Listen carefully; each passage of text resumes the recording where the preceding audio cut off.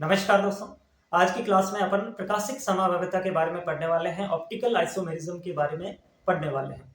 Last class में मैं आपको त्रिविम समावयवता पढ़ा रहा था। उसमें मैंने बताया कि इसके दो प्रकार होते हैं, एक विन्यासी त्रिविम समावयवता और एक सरूपण त्रिविम समावयवता। फिर हम जो है वो विन्यासी समावयवता के अंदर भी फिर से दो प्रकार किए कि एक इसमें जो है वो ज्यामितीय समावयवता होती है और एक जो है इसके अंदर प्रकाशिक समावयवता होती है। लास्ट क्लास के अंदर मैंने आपको ज्यामितीय समावयवता पढ़ाया बहुत अच्छे से, बहुत डिटेल डिस्कशन के साथ, और किस प्रकार के सवाल वहां से बनते हैं और किस प्रकार आपको सोल्व करने हैं, बिल्कुल चुटकियों के अंदर आपको वहां पे सिखाया था। तो अगर आपने वो क्लास नहीं देखी ज्यामितीय समावयवता की तो जरूर आप पहले वो क्लास देखिए, उसके बाद जो है वो आप जो है प्रकाशिक समावयवता को पढ़िए, क्योंकि प्रकाशिक समावयवता के अंदर कुछ कुछ चीजें वैसी ही आने वाली हैं, उसी पैटर्न में आने वाली हैं। तो अगर आप ज्यामितीय समावयवता पढ़ करके प्रकाशिक समावयवता को पढ़ेंगे तो आपके लिए चीजें काफी सारी जो है वो आसान हो जाएगी। प्रकाशिक समावयवता जो है ये भी एक प्रकार की त्रिविम समावयवता है, और त्रिविम के अंदर भी अगर अपन बात करें तो विन्यासी प्रकार की समावयवता है। ठीक है। प्रकाशिक समावयवता जो है इससे भी लगभग वही सवाल बनते हैं जो ज्यामितीय समावयवता में बनते थे। ज्यामितीय समावयवता के अंदर क्या सवाल बनते थे कि भाई एक तो जो है वो कौन सा यौगिक ज्यामितीय समावयवता दर्शाएगा या फिर कौन सा नहीं दर्शाएगा, सबसे इंपॉर्टेंट सवाल उसके अंदर वो बनता था। ठीक उसी प्रकार इसके अंदर भी बिल्कुल एग्जैक्ट वैसा ही सवाल बनता है कि निम्न में से कौन सा यौगिक प्रकाशिक समावयवता दर्शाएगा या प्रकाशिक समावयवता नहीं दर्शाएगा। यानी कि कुल मिलाकर के चाहे ज्यामितीय समावयवता की बात हो, चाहे प्रकाशिक समावयवता की बात हो, या फिर मैं यूं कहूं कि टोटोमेरिज्म यानी कि चलावयवता जो संरचनात्मक समावयवता में हमने पढ़ा, इन तीनों के अंदर ही सबसे ज्यादा जो चांसेस है सवाल बनने के वो यही है कि कौन सा यौगिक दर्शाता है या नहीं दर्शाता। यानी कि कुल मिलाकर के बात इस पे आ जाती है कि हमें ये पहचानना आना चाहिए कि कौन सा यौगिक ज्यामितीय समावयवता दर्शाएगा, कौन सा नहीं दर्शाएगा, कौन सा यौगिक टोटोमेरिज्म दर्शाएगा, कौन सा नहीं दर्शाएगा, और ठीक उसी प्रकार कौन सा यौगिक प्रकाशिक समावयवता दर्शाएगा और कौन सा नहीं दर्शाएगा। और इन चीजों को डिसाइड करने के लिए कि कौन यहाँ पे वो आइसोमेरिज्म दर्शाएगा और कौन नहीं दर्शाएगा, उसके लिए कुछ कंडीशन है, कुछ शर्तें हैं, वो आपके दिमाग में होनी चाहिए। जैसे कि टोटोमेरिज्म में मैंने कहा कि आपको जो है वो काउंटिंग शुरू करनी है ऑक्सीजन से, डबल बॉन्ड से 1 2 3 पे जाकर के रुक जाना है और 3 वाले कार्बन को देखना है। वो अगर sp3 हाइब्रिडाइज्ड है और उसके पास कम से कम एक अल्फा हाइड्रोजन है तो वो टोटोमेरिज्म दर्शाएगा, अन्यथा नहीं दर्शाएगा। यानी कि दो शर्तें हैं, अगर टोटोमेरिज्म दर्शाएगा तो वो उन शर्तों को फुलफिल करना चाहिए। उसी प्रकार ज्यामितीय समावयवता के अंदर भी हमने पढ़ा कि दो शर्तें हैं, अगर वो उनको फुलफिल कर देता है, जैसे कि एक तो उसमें डबल बॉन्ड होना चाहिए और दूसरा द्विबंध से बंधित दोनों परमाणुओं से दो अलग अलग समूह जुड़े होने चाहिए, तब जो है वो ज्यामितीय समावयवता दर्शाता है, अन्यथा नहीं दर्शाएगा। उसी प्रकार प्रकाशिक समावयवता के अंदर भी इसको दर्शाने या ना दर्शाने के लिए दो शर्तें होती हैं, या दो तीन मैं ऐसा कह सकता हूं, कुछ शर्तें होती हैं, वो आपको दिमाग में रखनी है। बहुत आसान चीजें हैं, कुछ भी डिफिकल्ट इसमें भी नहीं है। वो शर्तें कौन सी हैं अभी आपको आगे मैं डिटेल से पढ़ाऊंगा कि किरेल कार्बन होना चाहिए, किरेलता का गुण होना चाहिए, यौगिक असम्मित होना चाहिए, यानी कि उसमें किसी भी प्रकार का सम्मिति तत्व उपस्थित नहीं होना चाहिए। तो ये दो तीन शर्तें हैं, अगर वो फॉलो कर रहा है कंपाउंड तो प्रकाशिक समावयव दर्शाएगा, अन्यथा नहीं दर्शाएगा। ठीक है। तो एक तरीका का सवाल तो इसमें यह बन सकता है कि कौन सा यौगिक प्रकाशिक समावयवता दर्शाता है, कौन सा नहीं दर्शाता। दूसरा सवाल यहां से यह भी बन सकता है कि निम्न में से इस यौगिक में कायरल कार्बन है या नहीं है, या फिर इसमें कितने कायरल कार्बन हैं। तो कायरल कार्बन को लेकर भी एक सवाल बन सकता है, तो उसको भी अपन जो है वो इसमें डिस्कस करेंगे। फिर जो है यहाँ पे तीसरा प्रकार का जो सवाल बनने के चांसेस हैं कि यहाँ पे आपसे पूछ सकते हैं कि जो डीएल विन्यास है, या डीएल विन्यास में आपसे पूछ सकता है कि कौन सा डी है कौन सा एल है। ये इतना इंपॉर्टेंट नहीं है, सबसे ज्यादा इसमें भी इंपॉर्टेंट है आरएस विन्यास। आरएस विन्यास में मानता हूं कि अगर वो सवाल देना चाहें तो आपसे पूछ सकता है कि कौन सा जो कंपाउंड है उसके अंदर आर प्रकार का विन्यास है और कौन से कंपाउंड में एस प्रकार का विन्यास पाया जाता है। तो ये भी हमें पहचानना आना चाहिए कि किसमें आर है किसमें एस है। तो ये तीसरे प्रकार का सवाल बन सकता है। और अगर मैं बात करूं चौथे प्रकार की, तो इसके अंदर कुछ चीजें होती हैं कि प्रतिबिंब रूपी क्या होती है, विभिन्न समावयवी क्या होता है, मीजो कंपाउंड क्या होता है, रेसिमाइजेशन यानी कि रेसिमिक मिक्सचर क्या होता है। तो ये तीन चार प्रकार की टर्म्स है जो आपके दिमाग में होनी चाहिए। ठीक है। तो ये कुल मिलाकर के मोटा मोटी जो सवाल बनने थे वो मैंने आपको चीजें बताई। अब अपन शुरू करते हैं। प्रकाशिक समावयवता होती क्या है, एक बेसिक अंडरस्टैंड में समझाने का प्रयास करूंगा, फिर जो है वो अपन आगे बढ़ेंगे सवालों के ऊपर। ठीक है। तो प्रकाशिक समावयवता क्या होती है, एक चीज को ध्यान से देखिए। एक जो नॉर्मल प्रकाश होता है, साधारण प्रकाश जो होता है, उसके अंदर किरणें ऐसे चारों तरफ जो है वो बिखरी रहती है। ठीक है, यानी कि नॉर्मल प्रकाश की अगर मैं बात करूं, ये आपका क्या है, साधारण प्रकाश है। थोड़ा सा मैं इसको इधर बनाऊं क्योंकि मुझे ज्यादा जगह चाहिए होगी। मान लो ये आपका क्या है, साधारण प्रकाश है, और साधारण प्रकाश के अंदर ये किरणें ऐसे जो है वो बिखरी रहती है। तो ये आपका क्या हो जाएगा, साधारण प्रकाश। ये आपका साधारण प्रकाश है, सिंपल लाइट। जो चारों तरफ प्रकाश बिखरा रहता है वो आपका साधारण प्रकाश हो गया। अब इस साधारण प्रकाश को जब मैं निकोल प्रिज्म से गुजारता हूं, इस साधारण प्रकाश को जब मैं निकोल प्रिज्म से गुजारने का प्रयास करता हूं, ये आपका निकोल प्रिज्म है, ये निकोल प्रिज्म है। अब साधारण प्रकाश को जब मैं निकोल प्रिज्म से गुजारता हूं, तो यहाँ पे क्या होता है, ये जो चारों तरफ बिखरा हुआ प्रकाश है, चारों तरफ फैला हुआ प्रकाश है, ये क्या हो जाता है, एक प्लेन के अंदर आ जाता है, यानी कि इस तरीके से कुछ अपन को प्रकाश देखने को मिलता है। और ये जो प्रकाश है जो एक ही प्लेन में आ जाता है, इसको बोला जाता है समतल ध्रुवित प्रकाश। समतल ध्रुवित प्रकाश, समतल ध्रुवित प्रकाश, और शॉर्टकट में इसको बोलते हैं PPL, plane polarised light. PPL यानी कि प्लेन पोलराइज्ड लाइट, समतल ध्रुवित प्रकाश। यानी कि साधारण प्रकाश को जब निकोल प्रिज्म, सॉरी, साधारण प्रकाश को जब निकोल प्रिज्म से गुजारते हैं तो ये समतल ध्रुवित प्रकाश में बदल जाता है, यानी कि प्लेन पोलराइज्ड लाइट में बदल जाता है। अब ये जो प्लेन पोलराइज्ड लाइट है ना, इसको अपन पोलेरोमीटर से गुजारेंगे। ये होता है हमारे पास एक नली होती है, और इस नली के अंदर एक पदार्थ भरा रहता है जिसको अपन कहते हैं ध्रुवण घूर्णक पदार्थ। ये इस नली के अंदर, इस नली को बोलते हैं पोलेरोमीटर। इसको क्या बोलते हैं, पोलेरोमीटर। और इस पोलेरोमीटर के अंदर एक पदार्थ भरा रहता है जिसको अपन कहते हैं ध्रुवण घूर्णक पदार्थ। इसके अंदर क्या है, ध्रुवण घूर्णक पदार्थ। यानी कि जब इस नाम को आप ध्यान से देखेंगे, घूर्णक, यानी कि कहीं ना कहीं ये इस प्रकाश को घूर्णित करने का काम करेगा, रोटेट का काम करेगा, तो वो हो जाएगा ध्रुवण घूर्णक पदार्थ। यानी कि सिंपल सी बात है, अगर हम समतल ध्रुवित प्रकाश को यहाँ पोलेरोमीटर से गुजारेंगे तो ये इस प्रकाश को घूर्णित कर देगा, रोटेट कर देगा। अब यहाँ पे तीन केस हमको देखने को मिलते हैं, तीन कंडीशन देखने को मिल सकती है। एक कंडीशन तो ये हो सकती है कि यहाँ पे जो प्रकाश मिले वो प्रकाश ध्रुवित हो ही ना, यानी कि सीधा का सीधा मिल जाए। तो ये क्या हुआ, घूर्णित नहीं हुआ। ये क्या हुआ, घूर्णित नहीं हुआ। और ये घूर्णित अगर नहीं हुआ तो ये प्रकाशिक समावयवता भी नहीं दर्शाएगा। ये जो है ये प्रकाशिक समावयवता भी आपका नहीं दर्शाएगा। पहली कंडीशन तो हुई ये। दूसरी कंडीशन ये हो सकती है कि ये जो प्रकाश है, ये प्रकाश है, और इस प्रकाश को ये जो है वो थीटा एंगल पर क्या करेगा, थीटा एंगल पर क्लॉकवाइज डायरेक्शन में घुमा देगा, क्लॉकवाइज डायरेक्शन में घुमा देगा। या फिर ये क्या करेगा, ये प्रकाश है और इसको थीटा एंगल पर जो है ये क्या करेगा, एंटी क्लॉकवाइज डायरेक्शन में घुमा देगा, एंटी क्लॉकवाइज डायरेक्शन में घुमा देगा। यानी कि तीन केस यहाँ पे बन सकते हैं। अगर आप समतल ध्रुवित प्रकाश को, प्लेन पोलराइज्ड लाइट को पोलेरोमीटर से गुजारते हैं तो आपके सामने तीन कंडीशन बनती है। तीन कंडीशन क्या बनी थी, एक कंडीशन तो ये है कि जैसा प्रकाश था वैसा का वैसा इसने सामने से निकाल दिया, है ना, कुछ इसमें जो है वो रोटेशन नहीं किया, कोई घूर्णन नहीं किया, सीधा का सीधा निकाल दिया, कोई घूर्णन नहीं हुआ, तो वो तो हो जाएगा एक कंडीशन। और ये जो है इस प्रकार की जो चीजें होती है इसमें प्रकाशिक समावयवता ये नहीं दर्शाएगा। दूसरी कंडीशन ये है कि ये इस लाइट को, प्लेन पोलराइज्ड लाइट को थोड़ा सा क्लॉकवाइज क्या कर दे, रोटेट कर दे थीटा एंगल तक, है ना, थीटा एंगल पर ये क्लॉकवाइज इसको रोटेट कर दे, या फिर जो है ये इसको थीटा एंगल पर एंटी क्लॉकवाइज रोटेट कर दे। तीन कंडीशन है, या तो इसको सीधा निकाल दे, जैसा था वैसा का वैसा निकाल दे, या इसको जो है वो थोड़ा सा क्लॉकवाइज रोटेट कर दे, या फिर थोड़ा सा एंटी क्लॉकवाइज रोटेट कर दे। तो ये जो है वो चीजें आपको देखनी है। अब ये क्लॉकवाइज अगर रोटेट करता है तो इसको कहते हैं डेक्स्ट्रो रोटेटरी, इसको कहते हैं डेक्स्ट्रो रोटेटरी। अगर ये एंटी क्लॉकवाइज रोटेट करता है तो इसको बोलते हैं लीवो रोटेटरी। डेक्स्ट्रो को अपन B या प्लस से दर्शाते हैं और लीवो रोटेटरी को L या माइनस से दर्शाते हैं। समझ गए भाई बात को। और ये दोनों आपस में क्या होते हैं, प्रकाशिक समावयव होते हैं, यानी कि ये प्रकाशिक समावयवता दर्शाते हैं।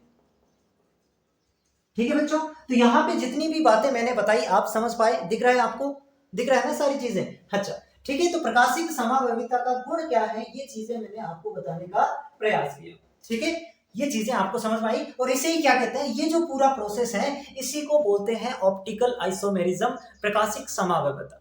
ठीक है, इसी को क्या बोलते हैं, ऑप्टिकल आइसोमेरिज्म या प्रकाशिक समव्यवता बोलते हैं।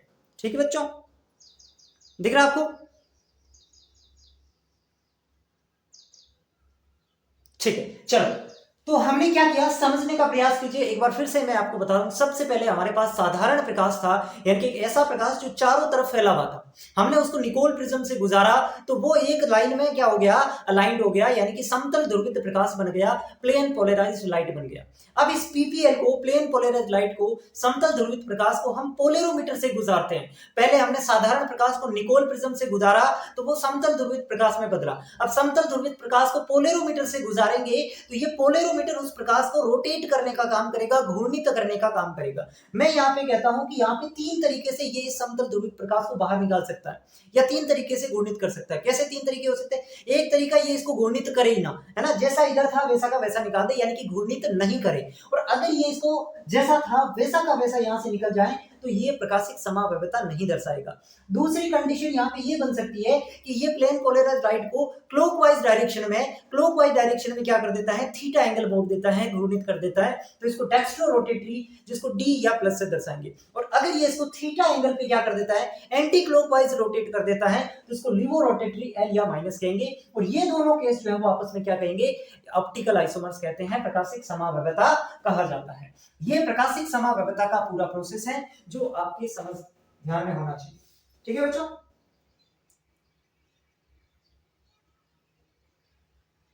ठीक है, मिटा दो इसको। चलो अब अपन समझेंगे कि प्रकाशिक समव्यवता दर्शाने की शर्तें क्या हैं।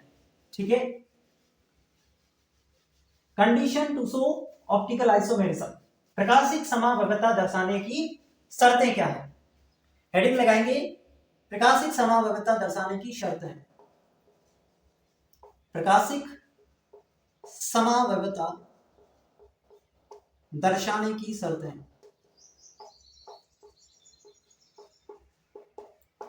पहली जो शर्त आपको ध्यान में होनी चाहिए कि यौगिक में कायरल कार्बन होना चाहिए। यौगिक में कायरल कार्बन, हिंदी में अगर मैं बात करूं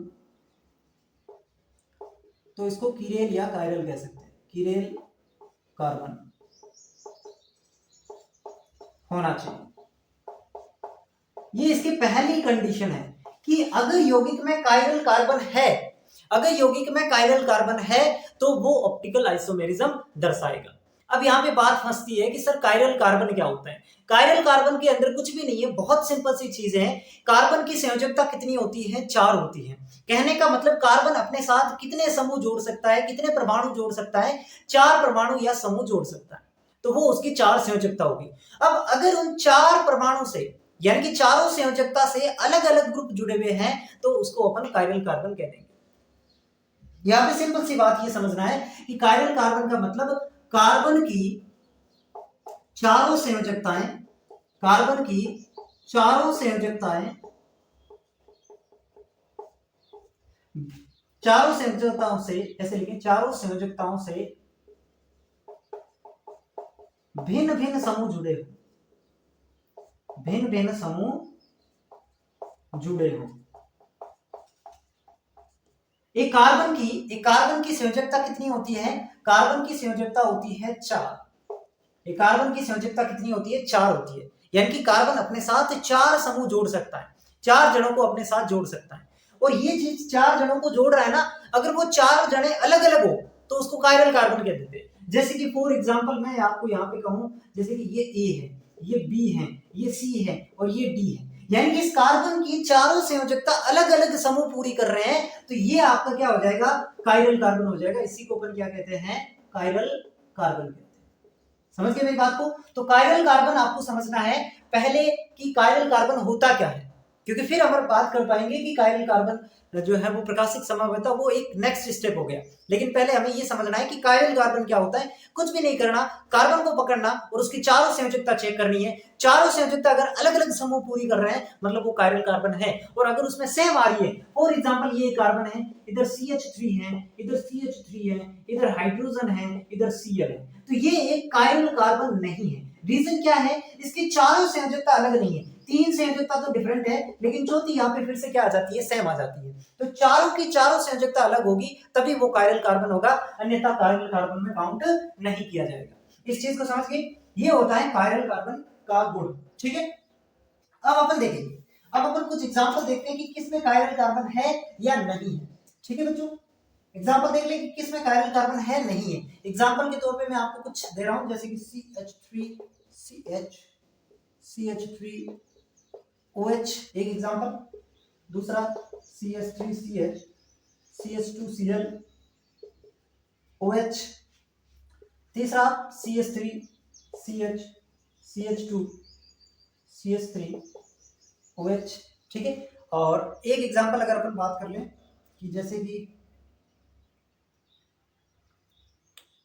CH3CH, COOH OH, Cl Cl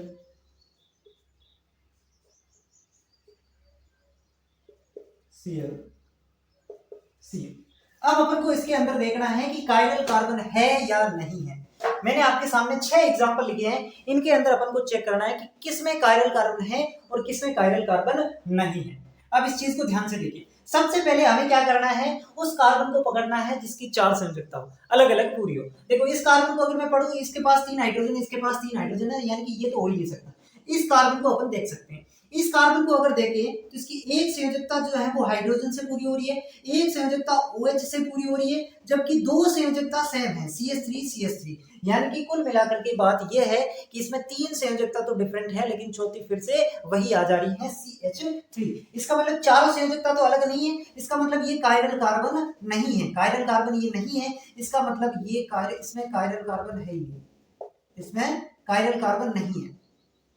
ऐसे लिखेंगे अपन, इसमें जो है वो कायरल कार्बन नहीं है, और अगर इसमें कायरल कार्बन नहीं है तो ये प्रकाशिक अक्रिय है। अगर मैं लिखूं प्रकाशिक अक्रिय, अक्रिय कहने का मतलब है वो प्रकाशिक अक्रिय है, मतलब प्रकाशिक समावयवता नहीं दर्शाएगा।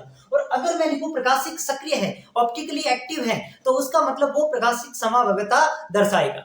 ठीक है, इस चीज में कंफ्यूजन नहीं होना है। अगर मैं लिख देता हूं प्रकाशिक सक्रिय यानी कि ऑप्टिकली एक्टिव, इसका मतलब वो प्रकाशिक समावयवता दर्शाएगा, और मैंने लिख दिया ऑप्टिकली इनएक्टिव यानी कि प्रकाशिक अक्रिय, तो वो प्रकाशिक समावयवता नहीं दर्शाएगा।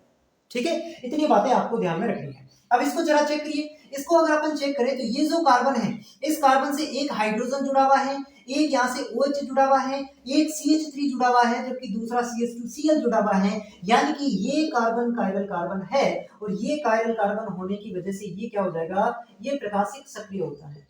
ये क्या होता है, प्रकाशिक सक्रिय होता है, और प्रकाशिक सक्रिय होने का मतलब ये प्रकाशिक समावयवता दर्शाएगा, ये प्रकाशिक समावयवता दर्शाएगा। तो यहाँ पे हम ये भी चेक कर रहे हैं कि कौन सा यौगिक प्रकाशिक समावयवता दर्शाते हैं, और ये भी चेक कर रहे हैं कि किसमें कायरल कार्बन है, क्योंकि दोनों चीजें एक साथ चेक कर रहे हैं। जिसमें कायरल कार्बन होगा वो दर्शाएगा, जिसमें कायरल कार्बन नहीं है वो नहीं दर्शाएगा। तो दोनों चीजें एक साथ चेक हो रही है। आपसे सवाल कैसे भी पूछ ले, चाहे ऐसे पूछ लो कि इसमें कायरल कार्बन है या नहीं, या फिर ऐसे पूछ लो प्रकाशिक समावयवता दर्शाएगा या नहीं दर्शाएगा, तरीका दोनों का एक होता है। आपको कायरल कार्बन चेक करना है, पहले कायरल कार्बन चेक करो, अगर कायरल कार्बन मिल जाए इसका मतलब प्रकाशिक समावयवता दर्शाएगा, और नहीं मिले तो प्रकाशिक समावयवता नहीं दर्शाएगा, वो प्रकाशिक अक्रिय हो जाएगा। जरा इसको देखिए, इसके अंदर ये जो कार्बन है इसे एक हाइड्रोजन जुड़ा हुआ है, एक OH जुड़ा हुआ है, एक CH3 जुड़ा हुआ और एक CH2CH3 जुड़ा हुआ है, यानी कि चारों संयोजकता इस कार्बन की भी अलग अलग है। इसका मतलब ये भी कायरल कार्बन है, तो ये भी प्रकाशिक सक्रिय हो जाएगा, ये भी आपका क्या हो जाएगा, प्रकाशिक सक्रिय हो जाएगा।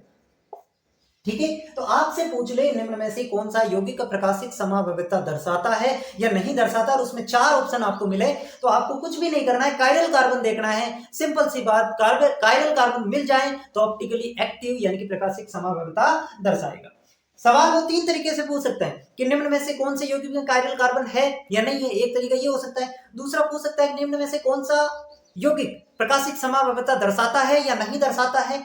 तीसरा तरीका, निम्न में से कौन सा यौगिक प्रकाशिक अक्रिय है या नहीं है, या फिर निम्न में से कौन सा यौगिक प्रकाशिक सक्रिय है या नहीं है। तरीका सबका एक ही है, कायरल कार्बन चेक करना है, जिसके अंदर कायरल कार्बन मिले प्रकाशिक सक्रिय है वो प्रकाशिक समावता दर्शाएगा, जिसमें कायरल कार्बन नहीं मिले प्रकाशिक अक्रिय है वो प्रकाशिक समावता नहीं दर्शाएगा। जरा इसको देखो, इसके अंदर इस कार्बन से एक हाइड्रोजन, एक OH, एक CH3 और एक COOH, यानी कि कार्बन की चारों संयोजकता चार अलग अलग समूह पूरी कर रहे हैं। एक हाइड्रोजन है, एक OH है, एक कार्बोक्सिलिक एसिड है और एक मेथिल ग्रुप है, यानी कि ये भी आपका कायरल कार्बन होने की वजह से ये भी आपका क्या होता है, प्रकाशिक सक्रिय होता है।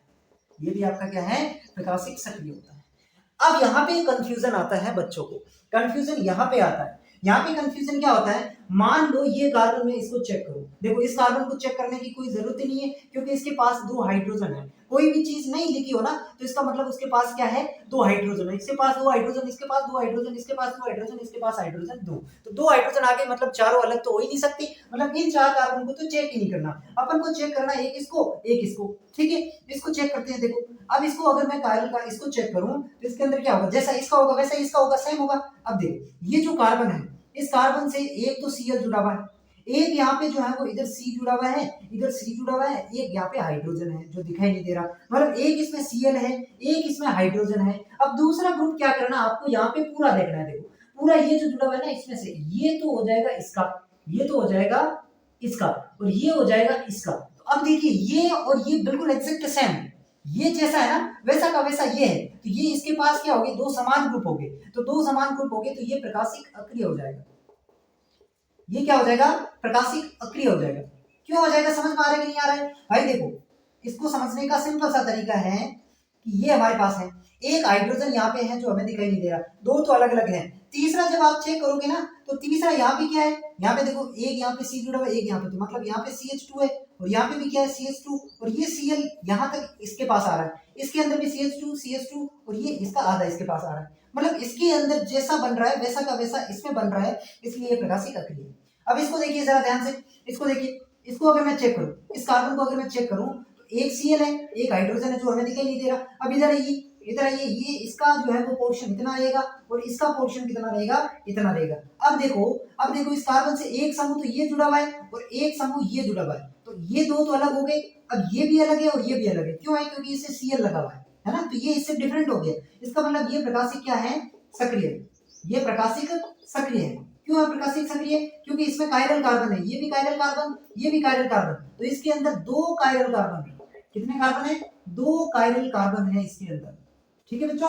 तो ये चीजें आपको समझनी है, खुद आपको आइडिया लगाना है। अगर साइक्लिक कंपाउंड दे दे तो जैसे मैंने आपको ज्योमेट्रिकल आइसोमेरिज्म के अंदर बताया वैसे के वैसे इसके अंदर चेक करना है कि अगर वो दोनों समूह समान है तब तो वो नहीं दर्शाएगा, और अगर समान नहीं है अलग अलग है तब वो दर्शाएगा। और ऐसा ही ज्योमेट्रिकल आइसोमेरिज्म के अंदर होता था, ठीक है, ऐसा ही ज्योमेट्रिकल आइसोमेरिज्म के अंदर। तो यहाँ पे साइक्लिक कंपाउंड को पहचानने के लिए ज्योमेट्रिकल आइसोमेरिज्म और ऑप्टिकल आइसोमेरिज्म का एक ही तरीका है, बस आपको क्या करना है, इधर से इधर जाना है ना, इधर से इधर जाना है, बराबर लेना है। ऐसे नहीं कि इधर आप वहां तीन ले लो, एक दो तीन इधर लिए तो तीन इधर लिए, एक दो तीन, समझ गए, एक दो तीन इधर लिए तो एक दो तीन इधर लिए, तब यहाँ पे तीन लिए, यहाँ पे तीन लिए, तो इसके अंदर Cl एक्स्ट्रा मिल रहा है जो इसमें नहीं है, मतलब ये अलग हुआ ये अलग हुआ। अब इसके अंदर देखो एक दो तीन इधर लिए, एक दो तीन इधर लिए, ये तो बीच में आ रहा, दोनों का नहीं हुआ है ना, या फिर दोनों का हो गया। तो यहाँ पे ये जो है ये डिसाइड नहीं करेगा, अगर ये यहाँ पे होता, जैसे यहाँ पे हुआ तो हो जाता, यहाँ पे होता तो हो जाता, यहाँ पे होता तो हो जाता। समझ गए मेरी बात को? तो ये तरीका होता है कि कायरल कार्बन है या नहीं है। इस चीज को नोट करो, फिर अपन आगे बढ़ते हैं।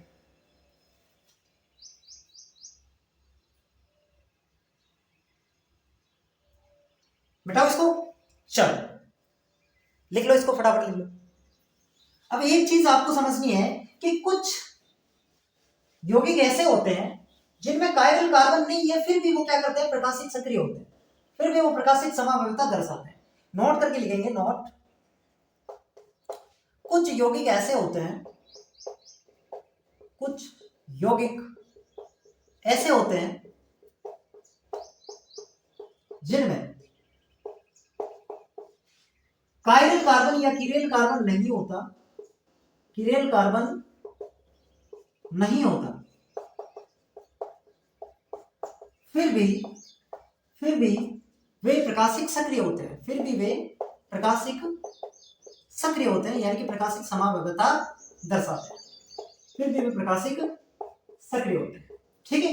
ऐसे कौन से यौगिक है, कुछ एग्जांपल अपन को देखने हैं, ऐसे कौन से यौगिक होते हैं। तो एक तो इसके अंदर आपको याद रखना है द्विप्रतिस्थापित बाइफिनाइल, द्विप्रतिस्थापित बाइफिनाइल, बाइफिनाइल कैसा होता है द्विप्रतिस्थापित बाइफिनाइल? तो बाइफिनाइल का मतलब दो फिनाइल है, दो फिनाइल है और यहां पे कुछ ना कुछ समूह ऐड हो रखे हैं, यहां पे कुछ ना कुछ समूह ऐड हो रखे हैं। ऐसा अगर आपको कंपाउंड दिखे, इसके अंदर भले ही कायरल कार्बन नहीं है, फिर भी ये क्या होगा, प्रकाशिक सक्रिय होगा। इसके अलावा अगर मैं बात करूं तो इसके अंदर आपके द्विप्रतिस्थापित बाइफिनाइल, द्विप्रतिस्थापित क्यूमुलिन, स्पाइरो कंपाउंड है ना, स्पाइरो यौगिक जो है, स्पाइरो यौगिक भी इसमें आता है, ठीक है। और तीसरा इसमें द्विप्रतिस्थापित क्यूमुलिन, द्विप्रतिस्थापित क्यूमुलिन, क्यूमुलिन क्या होता है द्विप्रतिस्थापित क्यूमुलिन? ध्यान से देखेंगे, सी डबल बॉन्ड सी और इस प्रकार का जो कंपाउंड होता है इसको बोलते हैं द्विप्रतिस्थापित क्यूमुलिन, ठीक है, इसको अपन बोलते हैं द्विप्रतिस्थापित क्यूमुलिन। तो ये सारे के सारे कंपाउंड जो है वो क्या होते हैं, ये सारे के सारे कंपाउंड, जैसे कि इसको एलीन्स भी बोलते हैं, एलीन्स, ये सारे के सारे कंपाउंड ऐसे कंपाउंड है जिसमें कायरल कार्बन नहीं है, फिर भी ऑप्टिकली एक्टिव है, प्रकाशिक सक्रिय है। कौन कौन से? द्विप्रतिस्थापित बाइफिनाइल, स्पाइरो कंपाउंड, एलीन्स या फिर क्यूमुलिन, ठीक है। ये एग्जांपल आपको याद है। अभी तक हमने जो भी बातें बताई वो आपको दिमाग में ये रखना है कि प्रकाशिक समावयवता दर्शाने के लिए एक शर्त ये है कि उस यौगिक में कायरल कार्बन होना चाहिए। कायरल कार्बन का मतलब उसकी चारों संयोजकता भिन्न समूहों से पूरी होनी चाहिए और वो हमें चेक करना आना चाहिए, ठीक है। फिर हमने कहा कि कुछ कार्बन ऐसे हैं जिनके अंदर कायरल कार्बन है ही नहीं, फिर भी वो प्रकाशिक सक्रिय होते हैं और इसके अंदर ये 3 एग्जाम्पल आपको ध्यान रखना है, ठीक है बच्चों। अब अपन इसके अंदर देखते हैं दूसरा गुण, दूसरा गुण अपन देखते हैं, मिटाओ इसको। चलो, दूसरी जो इसके अंदर शर्त है कि प्रकाशिक समावयवता दर्शाने की शर्त क्या है, इसमें किरेलता का गुण होना चाहिए। पहली चीज तो किरेल कार्बन होना चाहिए, दूसरा इसके अंदर क्या होता है, किरेलता का गुण होना चाहिए, किरेलता का गुण, किरेलता का गुण, प्रॉपर्टीज ऑफ कायरलिटी, किरेलता का गुण होना चाहिए। किरेलता का गुण क्या होता है, इसके अंदर एक यौगिक और उसका दर्पण प्रतिबिंब, उसकी मिरर इमेज, दोनों एक दूसरे के ऊपर अध्यारोपित नहीं होते, इसे कहते हैं किरेलता का गुण। किरेलता का मतलब है कि जो कंपाउंड है और उसकी जो मिरर इमेज है, जो दर्पण प्रतिबिंब है, वो दोनों एक दूसरे पर अध्यारोपित नहीं होने चाहिए। अध्यारोपित नहीं होने का मतलब उसका मिरर इमेज, मान लो ये मेरा एक जो हाथ है और मिरर इमेज कैसी बनेगी इसकी, ये बनेगी, ठीक है। मान लो इस साइड मेरा ये थंब है तो मिरर इमेज के अंदर थंब इस साइड दिखेगा, तो ये इसका, मान लो ये कंपाउंड है, ये इसका मिरर इमेज है, क्या ये दोनों एक दूसरे पे इंपोज हो रही है? नहीं हो रही, एक दूसरे पे अध्यारोपित नहीं हो रही। देखो हो रही है क्या? नहीं। अध्यारोपित मतलब ये होता तो अध्यारोपित होती, ये अध्यारोपित नहीं हो रही, ठीक है, ये अलग दिख रहे हैं। तो ये दोनों अगर अलग दिख रहे हैं ना, तो इसका मतलब ये अध्यारोपित नहीं हो रही है। ये इसको समझाने का बेहतरीन तरीका है अध्यारोपण का, ठीक है। तो ये अध्यारोपित नहीं है, अध्यारोपण का मतलब ये ऐसे एकदम इसके ऊपर फिट बैठ जाए, ये एक दूसरे के ऊपर फिट बैठ जाए तो इसे कहते हैं अध्यारोपण। जब फिट नहीं बैठे ना तो उसको कहते हैं कि वो अध्यारोपित नहीं हुआ। तो ये चीज इसके अंदर आपको लिखनी है कि यौगिक, कोई यौगिक व उसका दर्पण प्रतिबिंब, वह उसका दर्पण प्रतिबिंब, मिरर इमेज, एक दूसरे पर अध्यारोपित नहीं होने चाहिए। ये इसकी दूसरी कंडीशन है कि एक दूसरे पर अध्यारोपित नहीं होने चाहिए। अगर वो अध्यारोपित हो रहे हैं फिर वो प्रकाशिक अक्रिय हो जाएंगे, फिर वो क्या हो जाएंगे, प्रकाशिक अक्रिय हो जाएंगे। यानी कि दोनों एक दूसरे पर अध्यारोपित किसी भी हाल में नहीं हो सकते। अगर वो अध्यारोपित हो रहे हैं, एक दूसरे के ऊपर फिट बैठ रहे हैं, तो इसका मतलब वो प्रकाशिक अक्रिय हो जाएंगे। तीसरी और सबसे लास्ट इसके अंदर कंडीशन है कि यौगिक जो है, यौगिक असम्मित होना चाहिए। यौगिक कैसा होना चाहिए? असम्मित होना चाहिए। कहने का मतलब है उसमें किसी भी प्रकार की सम्मिति नहीं पानी चाहिए, यानी कोई सम्मिति तल या सम्मिति अक्ष या सम्मिति बिंदु, सम्मिति बिंदु नहीं होना चाहिए, है ना, यह सम्मिति बिंदु नहीं होना चाहिए। मतलब यौगिक जो है वो एसिमेट्रिकल होना चाहिए, ये इसकी तीसरी कंडीशन है। यौगिक क्या होना चाहिए? एसिमेट्रिकल होना चाहिए, मतलब उसके पास सममिति तल, सममिति बिंदु, सममिति अक्ष, ऐसा कोई भी सममिति तत्व उसके पास नहीं होना चाहिए। सममिति का मतलब है उस यौगिक को दो बराबर भागों में नहीं बांट सकते। जैसे कि अगर मैं बात करूं O की, तो ये O जो है, इस O के पास क्या होती है? सममिति होती है। इसको आप कहीं से भी दो बराबर भागों में बांट सकते हैं, है ना, कहीं से भी आप इसको दो बराबर भागों में बांट सकते हैं। लेकिन अगर मैं बात करूं P की, अब आप बताइए P को आप कौन से दो बराबर भागों में बांट सकते हैं? नहीं बांट सकते। मैं ऐसे काटूं, चाहे मैं ऐसे काटूं, कोई भी तरीका नहीं है जिससे अपन P को दो बराबर भागों में बांट सकते हैं। तो इस प्रकार के यौगिक जो होते हैं जिनमें सममिति नहीं पाई जाती, उसको अपन असममित यौगिक कहते हैं। और असममित यौगिक ही प्रकाशिक सक्रिय यौगिक होते हैं, प्रकाशिक समावैधता दर्शाते हैं। ठीक है, तो मोस्टली आपको दो चीजें पता रखनी है। क्रियालता का गुण सबसे महत्वपूर्ण है, क्रियालता का गुण होना ही चाहिए, ये इसकी आप मान सकते हैं एक आवश्यक शर्त है, नेसेसरी कंडीशन है। लेकिन काम आपका इन दो चीजों से हो जाएगा, एक तो क्रियालता का कायरल कार्बन होना चाहिए और दूसरा यौगिक असममित होना चाहिए। दो चीजें देख करके आप डिसाइड करोगे कि वो प्रकाशिक समावैधता दर्शाएगा या प्रकाशिक समावैधता नहीं दर्शाएगा। ठीक है बच्चों, अब कुछ एग्जांपल मैं आपको दिखाता हूं कि यौगिक असममित क्या होता है, फिर अपन इसके आगे बढ़ेंगे।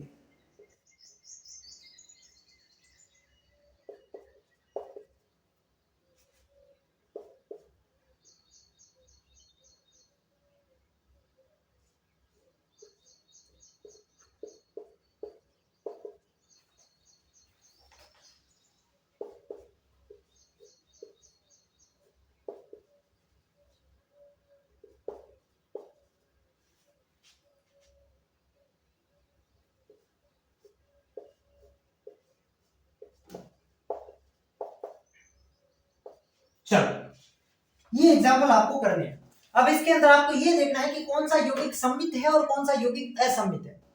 यानी कि लगभग जो हमने कायरल कार्बन के अंदर चेक किया ना, वही चीजें हैं, वही सेम ही बातें आ रही है, कोई ज्यादा डिफरेंस नहीं है। बस आपको ध्यान से देखना है इसको। ठीक है, बहुत आसान है, करो इनको फटाफट, पोज करके भी इनको करने का प्रयास करो, फिर मैं बताता हूं आपको। यौगिक असममित होना चाहिए, मतलब कहने का मतलब उसके अंदर सम्मिति नहीं होनी चाहिए। मतलब बात वही है घुमा फिरा करके, जो कायरल कार्बन है, मतलब कार्बन जो है वो उससे दो अलग अलग समूह जुड़े होने चाहिए, है ना, वही बात है फिर से। ठीक है, तो चाहे तो आप कायरल कार्बन वाला कंसेप्ट भी लगा सकते हैं या फिर सममिति वाला कंसेप्ट भी लगा सकते हैं। अपन जैसे कायरल कार्बन वाला कंसेप्ट लगाते हैं, कैसे लगाते हैं देखो, कायरल कार्बन वाला कंसेप्ट कैसे लगाते हैं देखो ध्यान से। ये कार्बन है, इस कार्बन से एक हाइड्रोजन जुड़ा हुआ, एक सीएल जुड़ा हुआ, चारों अलग समूह होने चाहिए, ये दो तो अलग है। अब दो चेक करते हैं, एक इधर वाला एक इधर वाला, ये दो हो जाएंगे। तो इसमें इधर देखो कितने हैं, एक दो इसके आ जाएगा और एक और दो इसके आ जाएगा, मतलब ये तो इसका आ जाएगा, ठीक है, और ये इसका आ जाएगा, और ये दोनों का क्या आ जाएगा, आधा आधा आ जाएगा, ये दोनों का आधा आधा आ जाएगा, है ना, दोनों का इसके ऊपर समान हिस्सा रहेगा। मतलब ये जो है ना, ये इधर वाला और इधर वाला ये सेम है, ये इधर वाला सेम है, मतलब इसके अंदर जो है वो दो समान कार्बन हो गए। मतलब कायरल कार्बन इसके अंदर क्या है, नहीं है, कायरल कार्बन इसके अंदर नहीं है। क्यों नहीं है? क्योंकि इसके अंदर संयोजकता तीन तो अलग है, लेकिन चौथी फिर से सेम आ रही है, ये अलग है, ये अलग है, ये दोनों सेम हो जाएंगे। ठीक है, तो ये जो है वो प्रकाशिक अक्रिय हो जाएगा, फिर से प्रकाशिक अक्रिय हो जाएगा। या फिर अपन कह सकते हैं इसके अंदर सम्मिति पाई जाती है, इसके अंदर क्या है, सम्मिति मिलेगी आपको। समझ गए मेरी बात को? तो ये इसको पहचानने का तरीका है। पहचान लोगे इस चीज को, पहचान लोगे ना, आधा इसका आएगा और आधा इसका आएगा। ठीक है बच्चों, चलो अब इसको चेक करो फटाफट, बहुत आसान है, कुछ नहीं करना, कायरल कार्बन देखना है भाई। कायरल कार्बन ये हो सकता है, इसके अंदर ये अलग है, ठीक है, ये अलग है, ठीक है। अब इसको चेक करो, एक दो इसका आ जाएगा, एक दो इसका आ जाएगा, मतलब ये दो इसका और आधा इसका, ये दो इसके आधा इसके। बताओ, बिल्कुल सेम, एग्जैक्ट सेम दिख रही है, ये ग्रुप जैसा है वैसा का वैसा ये ग्रुप है। हाँ सर, बिल्कुल वैसा का वैसा ग्रुप है, मतलब ये दोनों ग्रुप सेम हो गए, मतलब ये कायरल कार्बन नहीं है और कायरल कार्बन नहीं है, मतलब ये प्रकाशिक अक्रिय है, और प्रकाशिक अक्रिय है मतलब इसके अंदर सम्मिति पाई जाती है, मतलब असम्मित यौगिक नहीं है। क्योंकि असम्मित यौगिक तो क्या होता है, प्रकाशिक सक्रिय होता है, वो तो प्रकाशिक समानता दर्शाएगा। अब चलो इसको चेक करो, इसको चेक करो। अब देखो मैं इनको ही क्यों चेक कर रहा हूँ, ये पता चल रहा है भाई। जैसे इसकी बात करूंगा तो इससे तो दो हाइड्रोजन जुड़े हुए यार, इसमें तो आगे जाना ही नहीं, इसमें दो हाइड्रोजन है, इसमें दो हाइड्रोजन है, तो इसमें आगे जाना ही नहीं, सिंपल सी बात है। ठीक है, अब मैं इसको चेक क्यों करूंगा, क्योंकि इसके पास एक हाइड्रोजन एक सीएल। अब आगे चेक करो, देखो एक दो इसके हो जाएंगे, एक दो इसके हो जाएंगे, मतलब ये दो तो इसके और आधे के ऊपर इसका हिस्सा है, ये दो इसके है ना, एक और दो इसके है, और ये आधे का हिस्सा उसके ऊपर। समझ गए मेरी बात को? अब देखो ये अलग है, ये अलग है, क्योंकि इस वाले में क्या आ रहा है, CH3 आ रहा है, तो ये दोनों अलग हुए, डिफरेंट हुए, मतलब ये क्या है, प्रकाशिक सक्रिय। ये चीज अगर आप सीख गए ना, किसी में नहीं अटकोगे, न तो आप ये प्रकाशिक सक्रिय हो जाएगा, प्रकाशिक सक्रिय। ठीक है, ये प्रकाशिक सक्रिय क्यों है, असममित यौगिक है, ये भी लिख लेना, असममित यौगिक है। क्यों हुआ, समझ में आया क्यों हुआ? आपको कुछ नहीं करना, कायरल कार्बन देखना है, इधर जाओ, 1 2 1 2, ये दोनों में बराबर हिस्सा होगा इसके, तो ये आधा इधर आया, ये आधा इधर आया। अब इसके अंदर देखो कुछ भी नहीं आ रहा, जबकि इसके अंदर CH3 आ रहा, मतलब ये इससे डिफरेंट हो गया, तो ये अलग और ये दोनों पहले से अलग, यानी कि चारों समूह अलग, मतलब कायरल कार्बन हो गया। अब देखो इसको देखो, इसको देखो, ये अपन पकड़ेंगे कायरल कार्बन, ठीक है, इसको देखेंगे कायरल कार्बन, तो ये दो तो अलग है ही साहब, ये दो तो अलग है ही। अब इसके अंदर देखो, इसके कितने आएंगे सर, 1 2 इसके आएंगे, फिर 1 2 इसके आएंगे, ये दोनों पे बराबर हिस्सा रहेगा, तो ये आधा और ये 2 और ये आधा। अब देखो इसके अंदर कुछ भी नहीं आ रहा, जबकि इसमें Cl आ रहा, मतलब ये अलग है, ये अलग है और ये दो तो अलग है ही, मतलब ये भी प्रकाशिक सक्रिय। बताओ, जिस कंसेप्ट को मैं आपको बताना चाह रहा हूं, क्या आपको समझ पाए? अगर ये जो चीज मैं बताना चाह रहा हूं ना, वो समझ गए ना, तो तुम्हें चाहे ज्यामितीय समवायता का सवाल दे दे, चाहे प्रकाशिक समवायता का सवाल दे दे, कोई भी सवाल दे दे और पूछ ले कि इसमें ये दर्शाएगा कि नहीं दर्शाएगा, सिंपल सा उत्तर आप दे दोगे, कुछ भी नहीं करना, बहुत सिंपल सा। ज्यामितीय समवायता में आपने ऐसा ही किया था, समान नहीं होने चाहिए समूह, है ना, जैसे कि इसके अंदर ये समूह समान नहीं है, तो ज्यामितीय समवायता दर्शा देगा, ठीक है ना। तो ठीक वही तरीका है जो इसके अंदर अपन यूज कर रहे हैं, दोनों के अंदर सेम ही तरीका होता है।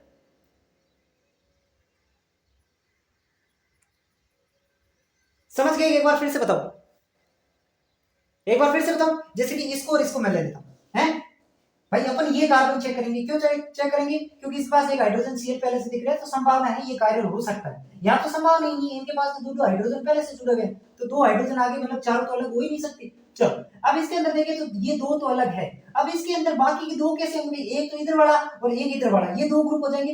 इधर वाला कितना जाना है, तो बिल्कुल सबको बराबर देना है, तो इधर जो है वो 5 बॉन्ड है, तो डाई आ जाएंगे भाई, 5 बॉन्ड है, डाई आ जाएंगे, तो 1 2 और आधा डाई, 1 2 और आधा डाई, मतलब डाई इसके आगे, ठीक है साहब। अब डाई आए ना, इसमें देखना ये ऐसा है, जबकि ये ऐसा है, मतलब इसके अंदर Cl आ रहा है, इसमें Cl नहीं आ रहा, तो ये इससे अलग हुआ, ये दोनों अलग हुए। इसके अंदर देखो, इसके अंदर देखो, इसके अंदर 1 2 3 4 और 5, इसके अंदर भी 5 है, तो डाई आएंगे, 1 2 ढाई आधा, है ना, 1 2 और ढाई, है ना, तो इसके अंदर डाई आ गई। अब देखो ये जैसा का जैसा है ना डाई में, वैसा का वैसा डाई ये है, बिल्कुल एग्जैक्ट सेम है, तो ये दोनों सेम हो गए, ये दोनों अलग नहीं है, ये दोनों क्या हो गए, सेम हो गए, इसलिए प्रकाशिक अक्रिया। ये बात समझनी थी, और ये सबसे इंपॉर्टेंट चीज है।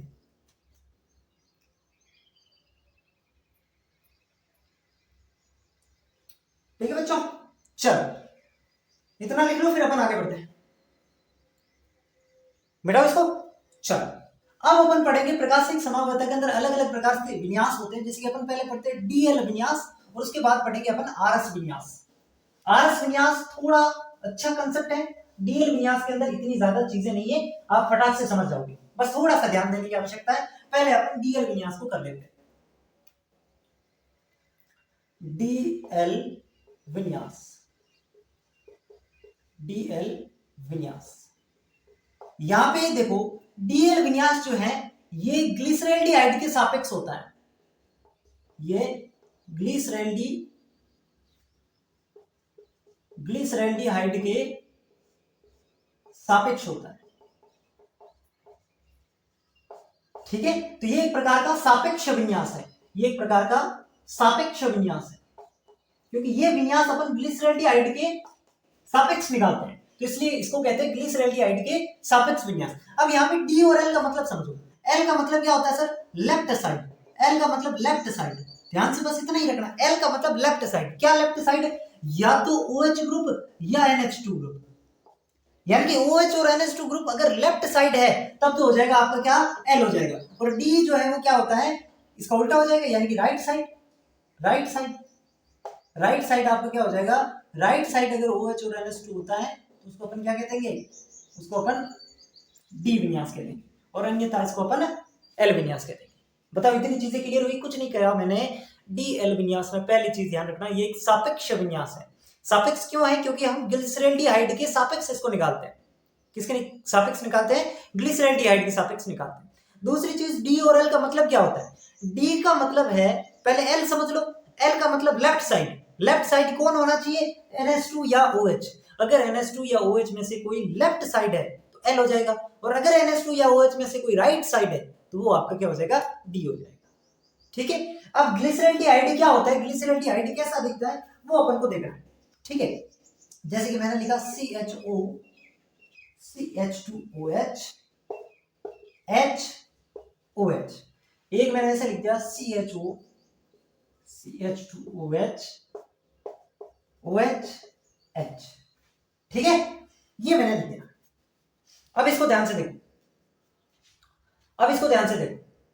यहां पे क्या है, यहां पे OH कहां है सर, OH यहां पे राइट साइड में, OH यहां पे कहां है, राइट साइड में है, और राइट साइड में अगर OH और NH2 दिखे तो उसको अपन क्या कह देते हैं, D कह देते हैं, उसको अपन क्या कह देते हैं, D कह देते हैं। वहीं अगर इसकी बात करूं तो OH कहां पे है, लेफ्ट साइड में है, और लेफ्ट साइड में अगर क्या होता है OH NH2 होता है, उसको अपन क्या कह देते हैं, L कह देते हैं। यानी कि ये ग्लिसरैल्डिहाइड का फॉर्मूला है, इसके अंदर ये D ग्लिसरैल्डिहाइड है और ये L ग्लिसरैल्डिहाइड, बस इतनी सी समझ में थी, कुछ भी नहीं है। OH को देखना है, OH या फिर NH2 को देखना है। नॉर्मल केस में हम ग्लिसरैल्डिहाइड को देखते हैं तो उसके अंदर OH आता है, तो OH अगर लेफ्ट साइड में है तो L और राइट साइड में है तो D हो जाएगा, ठीक है। अब यहाँ पे एक चीज नोट करके लिखो, वेरी वेरी इंपॉर्टेंट, सवाल अगर देगा तो यहां से नहीं देगा, ये सबको ही आता है, सवाल वो घुमा करके देगा, सवाल वो क्या करेगा, घुमा करके देगा। कैसे देखो, लिखे इस चीज को कि DL विन्यास करते समय ध्यान रखें कि अधिकतम ऑक्सीकृत कार्बन ऊपर होना चाहिए,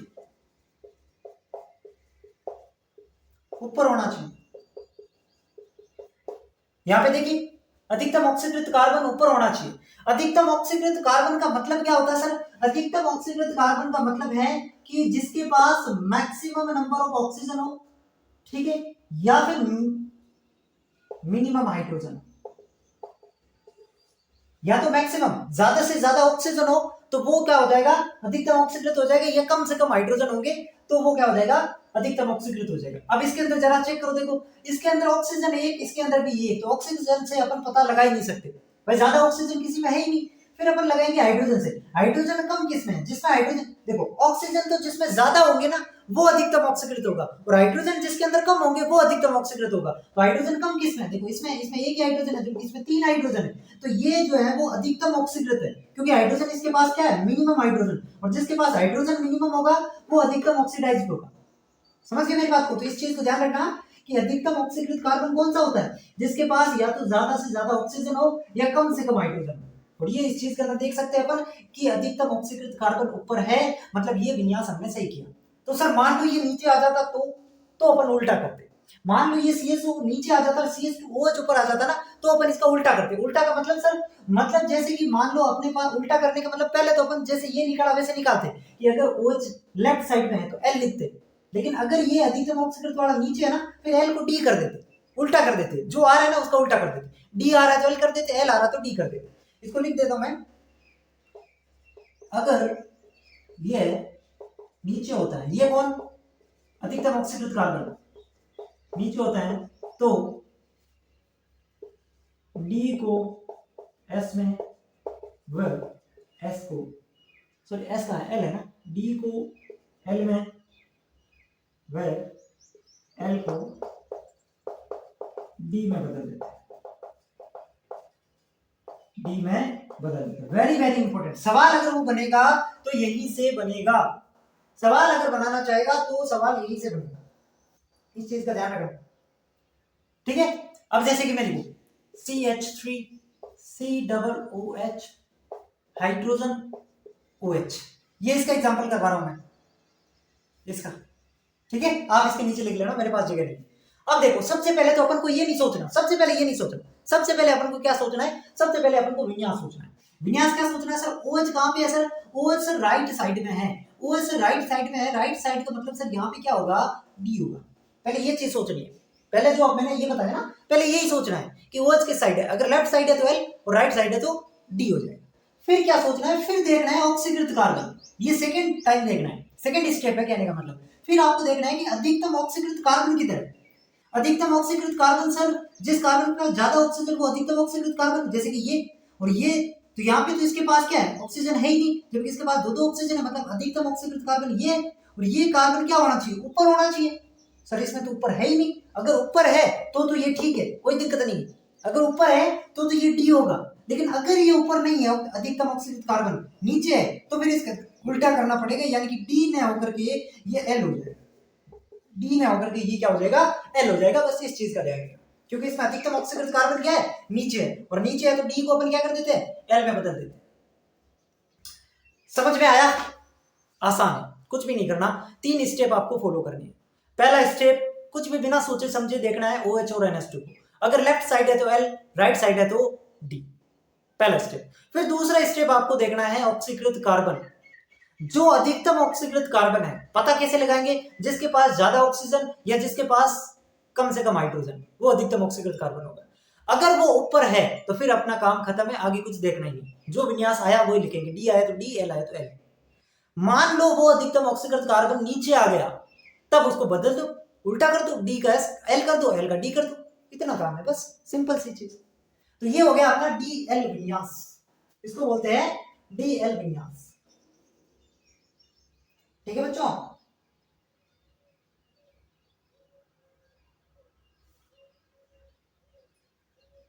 ठीक है, चलो अब एक एग्जांपल मैं और करवाता हूं, इसको मिटा दूं, ठीक है। मान लो ऐसा आ जाए, तो मान लो ऐसा आ जाए CH2OH HOH OH HOH HOH।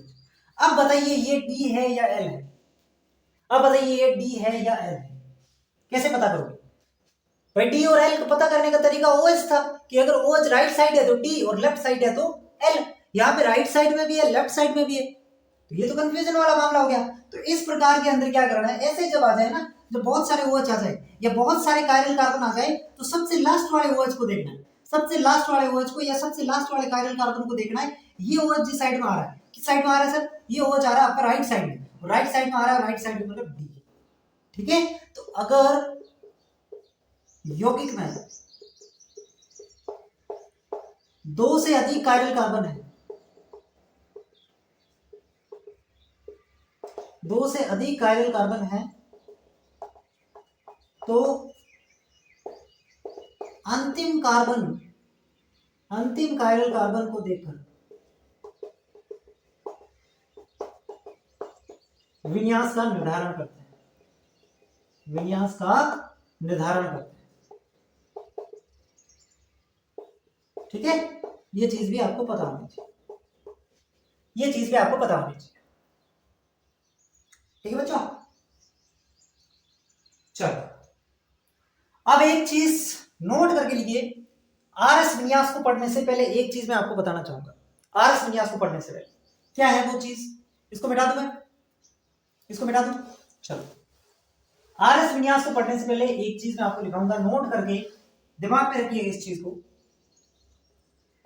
वो ये है कि अगर किसी यौगिक में, अगर किसी यौगिक में, जो भी यौगिक आपको दे रखा है, अगर किसी यौगिक में केवल एक कायरल कार्बन है, केवल एक किरेल कार्बन है, तो वह यौगिक 100% प्रकाशिक सक्रिय होगा, 100% प्रकाशिक सक्रिय होगा। यानी कि सबसे पहले अगर आपको कंपाउंड दिखे और उसमें केवल एक ही कायरल कार्बन है, केवल एक ही कायरल कार्बन है, कोई सोचने समझने की बात नहीं है, वो प्रकाशिक सक्रिय ही होगा, वो प्रकाशिक समावयवता दर्शाएगा ही दर्शाएगा। पहली चीज, अगर 2 या 2 से अधिक कायरल कार्बन हो गए तो फिर उसके अंदर सिचुएशन फंसेगी, फिर दोनों हो सकता है, ठीक है। और अगर 2 या 2 से अधिक कायरल कार्बन है, 2 या 2 से अधिक कायरल कार्बन है, तो प्रकाशिक सक्रिय हो भी सकता है, प्रकाशिक सक्रिय हो भी सकता है और नहीं। दो में देखना पड़ेगा भाई, दो में कंडीशन नहीं लगेगी ये 100% वाली। दो है तो फिर दोनों में जो 50-50 है, हो भी सकता है नहीं भी हो सकता, फिर अपन को उस चीजों से देखना पड़ेगा। बाकी जो मैंने चीजें बताई असममित है कि नहीं है, कायरल कार्बन कैसे है, वो सारी चीजें। लेकिन अगर एक ही कायरल कार्बन है तो ये 100% फिक्स हो चुका है कि वो प्रकाशिक सक्रिय ही होगा। ठीक है, तो ये वेरी इंपॉर्टेंट लाइन है, दिमाग में रखना। हो सकता है इससे भी आपका सवाल सोल्व हो जाए। ठीक है, जितनी भी बातें मैं बता रहा हूं ना, कोई भी सवाल सोल्व करो तो वो आपके दिमाग में होनी चाहिए। इसलिए कहते हैं कि एक छोटी सी चीज को बार बार रिवीजन करते रहो, कंटेंट को कम रखो लेकिन उस कंटेंट को बार बार रिवीजन करो। जब आप सवाल करो तो सारी चीजें आपके दिमाग में निकलनी चाहिए, है ना, ताकि कोई गलती ना करो आप। तो इसको लिख लो आप। फिर अपन आर एस विन्यास को पढ़ेंगे, फिर अपन देखेंगे आर एस विन्यास को। चलो अब हम पढ़ेंगे आर एस विन्यास, और ये बहुत ध्यान से देखना। ठीक है, दिमाग के अंदर जितने भी आपके टिश्यूज हैं उनको एक्टिव कर लो। आर एस विन्यास मोस्ट इंपॉर्टेंट, सवाल बनने की सबसे ज्यादा चांस। आर एस विन्यास, आर एस विन्यास एक निरपेक्ष विन्यास है, यानी कि ये किसी के सापेक्ष नहीं निकाला था, ये एक निरपेक्ष विन्यास है। जैसे डीएल विन्यास क्या था, एक सापेक्ष विन्यास था, ग्लिसरॉल्डिहाइड के सापेक्ष निकालते थे, ये किसी के सापेक्ष नहीं निकालते, ये एक निरपेक्ष विन्यास है। ठीक है, अब यहाँ पे आर एस विन्यास जैसे कि डी और एल के अंदर तो क्या था कि भाई डी और एल के अंदर तो ये था कि अगर NH2 और OH राइट साइड में है तो डी और लेफ्ट साइड में है तो एल। यहाँ पे इसका क्या मतलब हुआ, आर और एस का क्या मतलब हुआ, आर और एस का क्या मतलब हुआ, ये चीज आपको अभी नहीं समझ आएगी लेकिन ध्यान से सुन लो। आर का मतलब है कि अगर अपन एक, चलो इसको अपन मैं बाद से समझाऊंगा क्योंकि नहीं समझ आएगा अभी। ये देखो कि इसके अंदर जो है अपन क्या करेंगे, कोई भी कंपाउंड अगर आपको दे देगा, फॉर एग्जांपल मैं आपको कुछ कंपाउंड लेकर के समझाऊं तो बहुत अच्छे समझ आएगा। ये NH2, ये हाइड्रोजन, ये इधर OH है, ये इधर क्लोरीन है। ठीक है, एक कंपाउंड ये हो गया। दूसरा कंपाउंड में यहां पे ले लेता हूं OH हाइड्रोजन, NH2 और COOH। तीसरा कंपाउंड में यहां पे ले लेता हूं Cl I हाइड्रोजन ब्रोमीन, और चौथा कंपाउंड में यहां पे ले लेता हूं Br OH CHO हाइड्रोजन। अब यहां पे करना क्या है, अपन को कुछ भी नहीं करना, जो भी कंपाउंड अपन को दे दे, ध्यान से सुनना, मैं सबसे सरल तरीका बता रहा हूं, ध्यान से सुनना। सबसे पहले जो भी कंपाउंड अपन को दे दे, एक मिनट,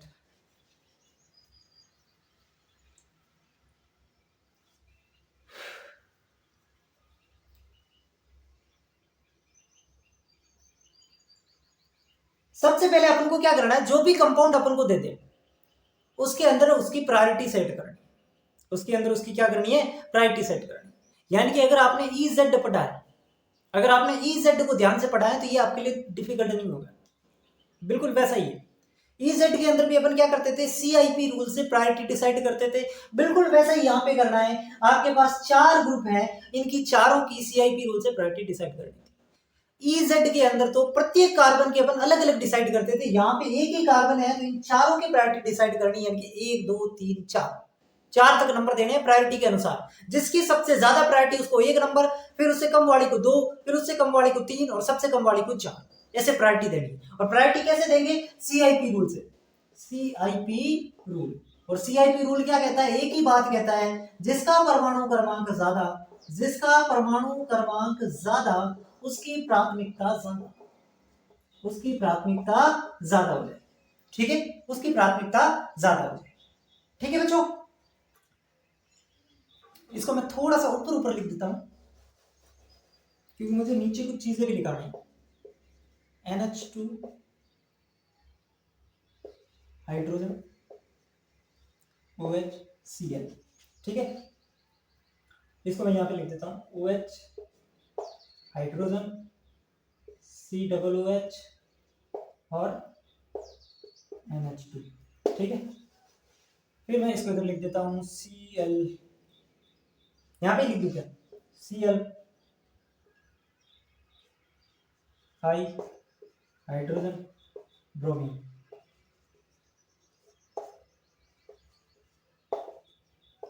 ठीक है, चलो अब मैंने ये चारों चीजें आपके सामने लिख दी। अब इनके अंदर प्रायोरिटी सेट करनी है। पहले कुछ नहीं देखना, पहले जितना मैं कह रहा हूं ना उतना करो। पहले अपन को क्या करनी, प्रायोरिटी सेट करनी है।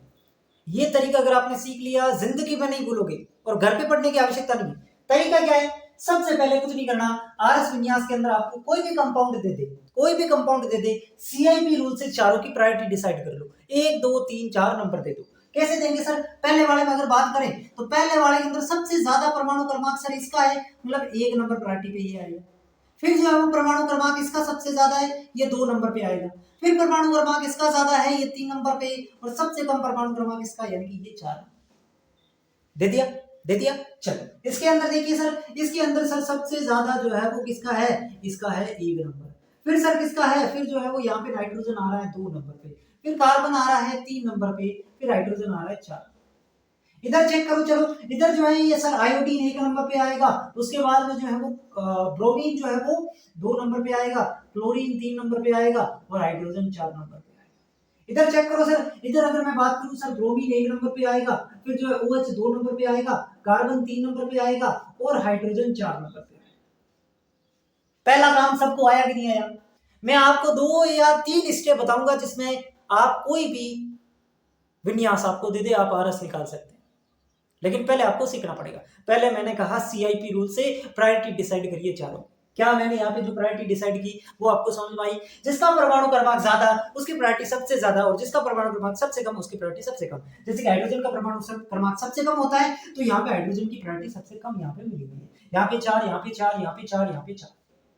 अब यहाँ पे दूसरा काम आपको क्या करना है, दूसरा काम आपको देखना है कि अगर लोवेस्ट प्रायोरिटी ग्रुप, अब आपको लोवेस्ट प्रायोरिटी ग्रुप देखना है, यानी कि 4 नंबर को देखना है। किसको देखना है? 4 नंबर को। जिसको भी 4 नंबर मिला है वही लोवेस्ट प्रायोरिटी ग्रुप है, तभी तो 4 नंबर मिला है। तो लोवेस्ट प्रायोरिटी ग्रुप को देखना है। अगर वो लोवेस्ट प्रायोरिटी ग्रुप ऊर्ध्वाधर है, अगर वो लोवेस्ट प्रायोरिटी ग्रुप ऊर्ध्वाधर है, ऊर्ध्वाधर कहने का मतलब या तो ऊपर है या नीचे है। ऊर्ध्वाधर क्या होता है? ऐसे, या तो ऊपर है या नीचे है। तब तो अपन क्या करेंगे, 1 2 3 की तरफ चलने पर, यहां पर लिख देता हूं मैं, अगर लोवेस्ट प्रायोरिटी ग्रुप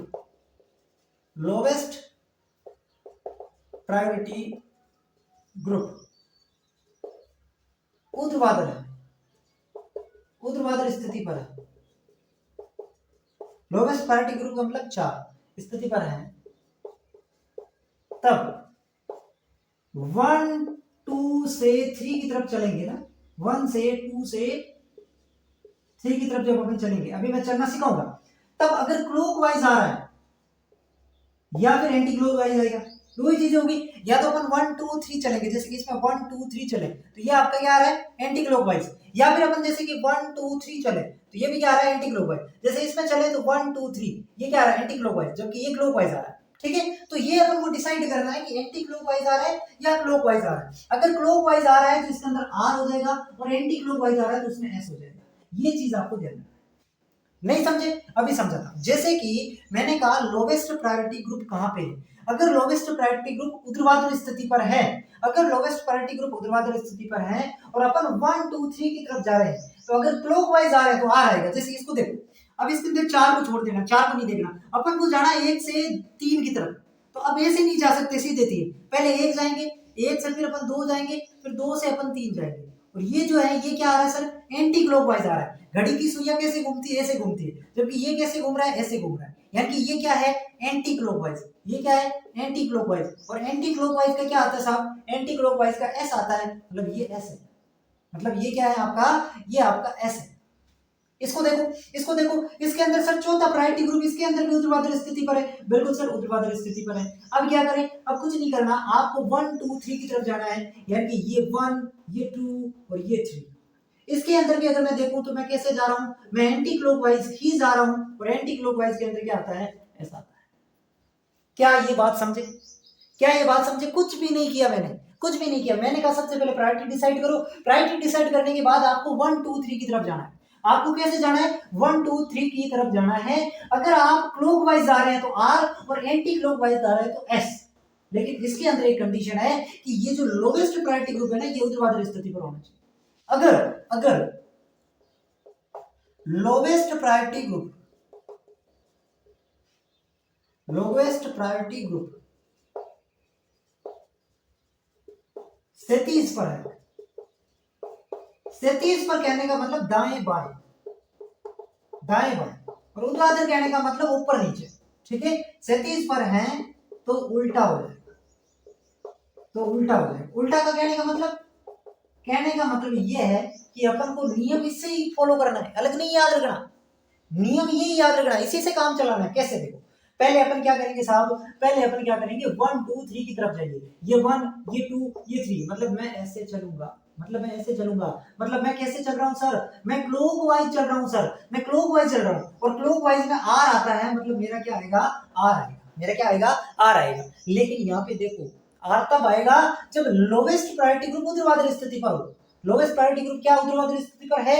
नहीं। अगर ये ऊर्ध्वाधर स्थिति पर होता हाइड्रोजन तो ये सही होता, तो ये सही होता, लेकिन ये ऊर्ध्वाधर स्थिति पर ना होकर के कहां है? अगर लोवेस्ट प्रायोरिटी ग्रुप क्षैतिज पर है, ये क्षैतिज पर है तो उल्टा कर दो, आर आ रहा है, आर का क्या कर दो, एस कर दो, ये करेक्ट हो जाएगा, ये गलत, ये गलत हो जाएगा, ये करेक्ट हो जाएगा। बस इतना सा काम करना है, बाकी कुछ भी नहीं करना, बाकी कुछ भी नहीं करना, आपको सिंपल सा ये ध्यान रखना।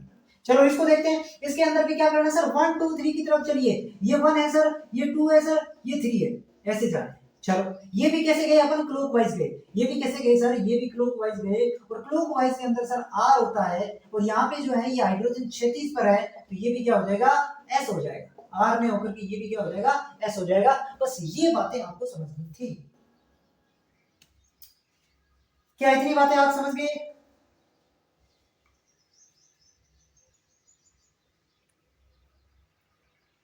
क्या इतनी बातें आप समझ गए? चलो फिर बहुत बढ़िया। मतलब यहाँ पे ध्यान में क्या रखना बताओ? ध्यान में कुछ नहीं रखना, सबसे पहले प्रायोरिटी सेट करो, एआईपी सीआईपी रूल से कर दी। प्रायोरिटी सेट करने के बाद कुछ भी नहीं करना, अपन को देखना है सबसे पहले जो है वो 1 2 3 की तरफ गिनती लिख दो। स्टेप बाय स्टेप बता रहा हूं, पहला स्टेप आप स्टेप वाइज लिख लो। पहला स्टेप करेंगे सीआईपी रूल से प्रायोरिटी सेट करो, फिर दूसरा स्टेप में आप क्या करेंगे, 1 2 3 की तरफ जाओ, 1 2 3 की तरफ जाओ, चौथे वाले को पहुंच जाओ, 1 2 3 की तरफ जाओ। अब 1 2 3 में बच्चे क्या करते हैं, कुछ बच्चे क्या करते हैं, ये 1 है सर, ये 1 है, ऐसे चले जाते हैं 1 3 2। अपन को 1 2 3 जाना है, तो पहले 1, फिर 2, फिर 3, चौथे वाले को भूल जाओ, चौथे वाला हमारे पास नहीं है, चौथे वाला हमारा छोड़ देना है, तो फिर 1 के बाद 2 पे इस पर जाएंगे। अब इसके अंदर भी हमारे पास चौथे वाला नहीं है, और 1 2 3 तो इसके अंदर तो इसके बाद 2 ही आ रहा है, ठीक है 3। अब इसके अंदर देखो चौथे वाला हमारे पास नहीं है, और 1 से 3 जाना है, तो अपन को 1 से 3 ये ऐसे जाए, ठीक है। तो ये जाना कैसे है ये भी ध्यान रखना बहुत इंपॉर्टेंट है, इसमें भी बच्चे गलती कर देते, उल्टे चले जाते हैं, ठीक है, तो ये ध्यान रखना। तो दूसरे स्टेप में मैंने क्या कहा, आपको 1 2 3 जाना है। अगर आप क्लॉकवाइज जा रहे हैं तो आर लिख दो, एंटी क्लॉकवाइज जा रहे हैं तो एस लिख दो। ये दूसरा स्टेप कर दिया भाई, क्लॉकवाइज जा रहे हो 1 2 3 तो आर लिख दो, और एंटी क्लॉकवाइज जा रहे हो तो एस लिख दो। ये दूसरा काम हो गया। अब तीसरा काम होता है लोवेस्ट प्रायोरिटी ग्रुप चेक कर लो, लोवेस्ट प्रायोरिटी ग्रुप चेक कर लो। अगर वो ऊर्ध्वाधर पर है तो जो आर लिखा वो आर रहने दो, एस लिखा तो एस लिखा। समझ गए मेरी बात को? अगर लोवेस्ट प्रायोरिटी ग्रुप ऊर्ध्वाधर है, ऊपर या नीचे है, या तो ऊपर या नीचे, तो जो लिखा वो लिखा पड़ा रहने दो, हो गया सही। और अगर वो क्षैतिज पर है तो उल्टा कर दो, आर लिखा तो एस कर दो, एस लिखा तो आर कर दो। कितना इजी है, कितना इजी है, वेरी इजी। चलो चलो समझ गए होंगे आप। इतनी बातें अगर आप समझ गए, फिर मैं आपको कुछ टर्म्स बताता हूं।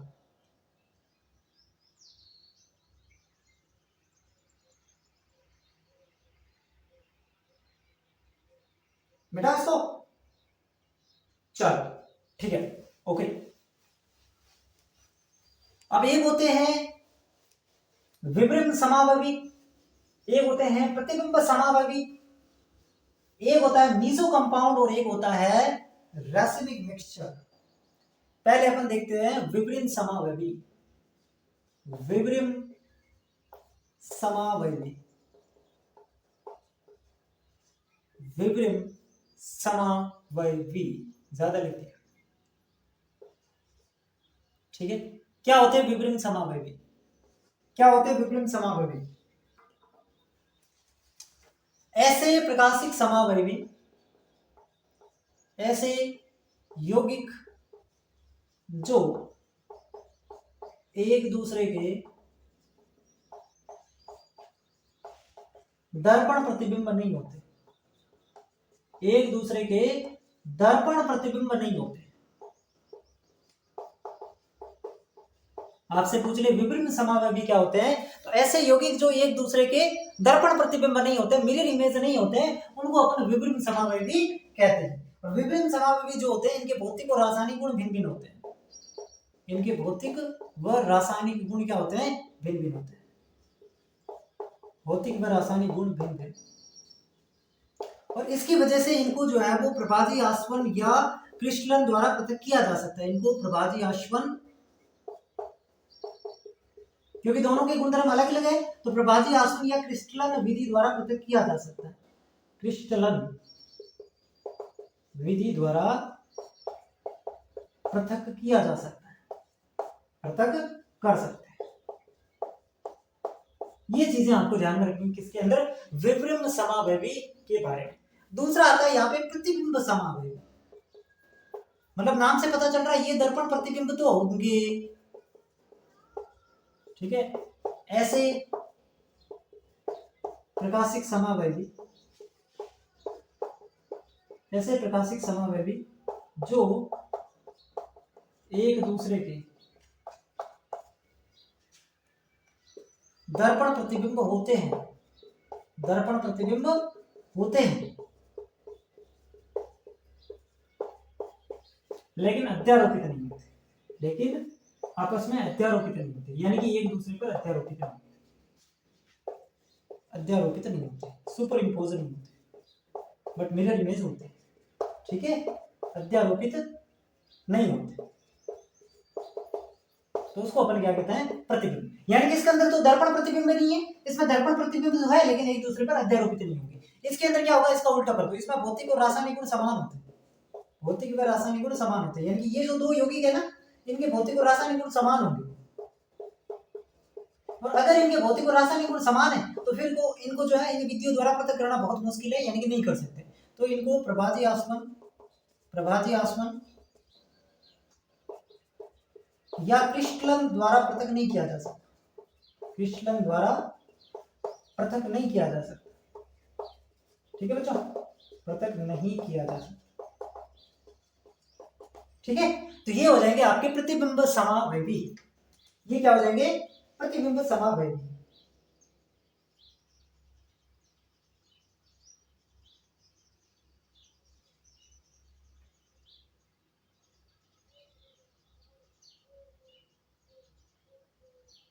ठीक है, लिखो इसको,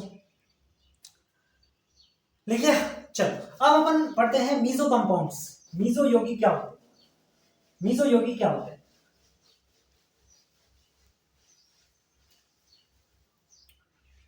मीजो कंपाउंड, मीजो कंपाउंड की डेफिनेशन ध्यान से सुन लेना। मीजो यौगिक ऐसे यौगिक, ऐसे यौगिक जिनमें किरेल कार्बन होने के बावजूद भी, किरेल कार्बन होने के बावजूद भी सममिति तल होने के कारण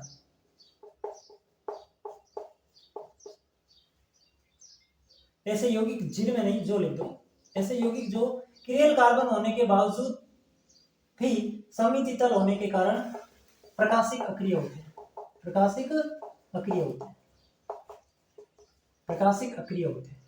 यानी कि कुल मिलाकर के अपन को इसके अंदर दो तीन बातें ध्यान रखनी। सबसे पहले मीजो कंपाउंड जो है ना, ये ऐसे कंपाउंड है जिसमें कायरल कार्बन है फिर भी जो है ये प्रकाशिक समावयवता नहीं दर्शाएंगे। हमने कंडीशन पढ़ी कि जिसमें भी कायरल कार्बन है वो क्या होगा, ऑप्टिकली एक्टिव होगा, प्रकाशिक सक्रिय होगा। फिर वहां पे हमने एक चीज ये भी देखी कि कुछ यौगिक ऐसे हैं जिनमें कायरल कार्बन नहीं है फिर भी वो प्रकाशिक समावयवता दर्शाते हैं, और उनमें हमने बाइफिनाइल, क्यूमुलिन, है ना, स्पाइरो कंपाउंड, वो हमने देखे। और अभी हम देख रहे हैं कि कुछ कार्बन ऐसे भी है, कुछ यौगिक ऐसे हैं जिनमें कायरल कार्बन है फिर भी वो प्रकाशिक अक्रिय। समझ गए मेरी बात को। तो ऐसे कौन से होते हैं, मीजो कंपाउंड। तो सवाल आपसे दे सकते हैं कि ऐसे यौगिक जिनमें कायरल कार्बन है फिर भी प्रकाशिक अक्रिय है तो वो मीजो कंपाउंड होते हैं। और इनमें कायरल कार्बन जो है वो दो या दो से अधिक हो सकते हैं, दो या दो से अधिक कायरल कार्बन होता है, एक भी नहीं होता, दो या दो से अधिक होता है। ये दिख रहा है, दो या दो से अधिक होते हैं कायरल कार्बन, ठीक है। तो ये चीज भी ध्यान रखना, कायरल कार्बन होने के बावजूद भी ये प्रकाशिक अक्रिय होता है। और उसका रीजन क्या है, इसमें सममिति तल होता है। और तीसरी शर्त थी कि कोई भी सममिति तल या सममिति अक्ष नहीं होना चाहिए, जबकि इसमें सममिति तल है। कैसे? जैसे कि C OH हाइड्रोजन OH, इसके अंदर ये भी कायरल कार्बन यानी कि 2 कायरल कार्बन है, फिर भी इसमें सममिति तल होने की वजह से, सममिति देखो ये ऊपर बराबर भाग में कट गया, ये बराबर भाग में कट गया, सममिति तल होने की वजह से ये क्या है, मीजो कंपाउंड है। इसको बोलते हैं मीजोटार्ट्रिक अम्ल। ठीक है, तो ये इसका नाम है मीजोटार्ट्रिक अम्ल। अगला आता है लास्ट, रैसिमिक मिश्रण। इसके अंदर कुछ नहीं याद रखना, बस D एंड L समावयवियों की समान मात्रा, D एंड L समावयवियों की समान मात्रा, यानी कि 50% इसमें D है और 50% L है। इससे आपका रैसिमिक मिश्रण बनता है। इसी को बोलते हैं रैसिमिक मिश्रण। ये इंपॉर्टेंट है, यहां से सवाल बन सकते हैं। इसी को क्या बोलते हैं, रैसिमिक मिश्रण।